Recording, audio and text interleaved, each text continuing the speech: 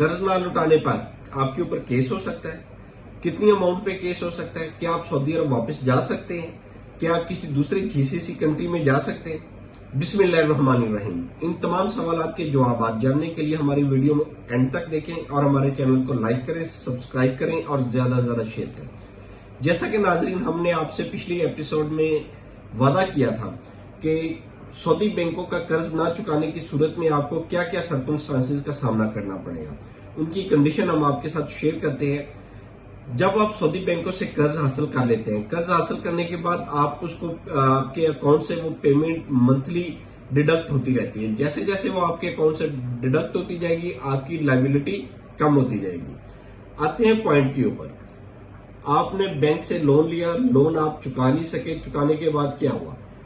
3 consecutive instalment अगर आपने पे नहीं की या 5 इंस्टॉलमेंट किसी भी तरह से अनपेड है आपकी, यानी कि रैंडमली एक की जमा करवाई, एक छोड़ दी, एक करवाई, फिर एक छोड़ दी, इस तरह टोटल 5 पेमेंट्स आपकी पेंडिंग है।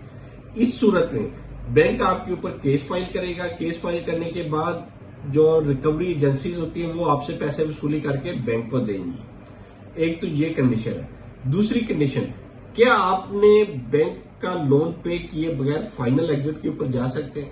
तो एज सच इस वक्त तक तो सऊदी अरेबिया में कोई ऐसा रूल नहीं है कि आप बैंक का लोन पे किए करके ही सऊदी अरेबिया छोड़ सकते हैं। आप किसी भी वक्त फाइनल एग्जिट लगवा सकते हैं। उसका जवाजात क्या और बैंक का आपस में कोई लिंक या आपस में कोई कोऑर्डिनेशन नहीं है, इसलिए आपका फाइनल एग्जिट लग जाएगा, आप जा सकते हैं सऊदी अरेबिया। नेक्स्ट क्वेश्चन है, क्या आप लोग दोबारा सऊदी अरेबिया अनपेड डेब्ट के साथ जा सकते हैं? तो इसका भी आंसर है बिल्कुल हाँ, आप दोबारा सऊदी अरेबिया में जा सकते हैं अनटिल अनलेस कि उस बैंक ने आपके ऊपर बैंकरप्सी का केस नहीं किया।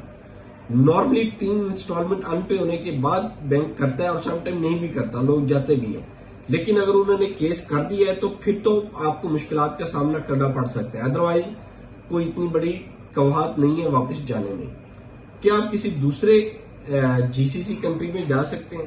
तो जी हाँ, बिल्कुल। आप अनपेड लोन के साथ, सऊदी अनपेड लोन के साथ किसी भी कंट्री में आसानी के साथ वीजा अप्लाई कर सकते हैं। आपको उसमें किसी भी किस्म की कोई मुश्किलात नहीं आएगी।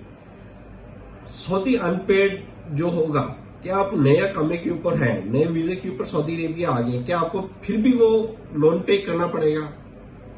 जैसा कि आपको बताया कि जवाजात का और बैंक का आपस में कोई कोऑर्डिनेशन नहीं है, इसीलिए नॉर्मल तो आपको नहीं पे करना पड़ेगा। लेकिन अगर बैंक को पता चल जाता है कि आप लोग वापस आ गए हैं और आप वापस अब सऊदी अरेबिया में मौजूद है, तो फिर तो आपको ये हर सूरत करना पड़ेगा। फिर आपकी ये लायबिलिटी है जो आपको पे करनी ही करनी है।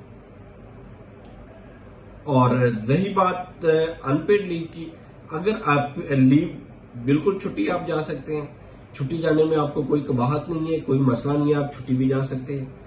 अब आती है एक पॉइंट ये आता है कि आपने फाइनल एग्जिट जाना है, लेकिन उससे पहले पहले आपके 3 इंस्टॉलमेंट अनपेड है। उस सूरत में आपको एयरपोर्ट पे रोक सकते हैं, उस सूरत में आपको नहीं जाने दे सकते।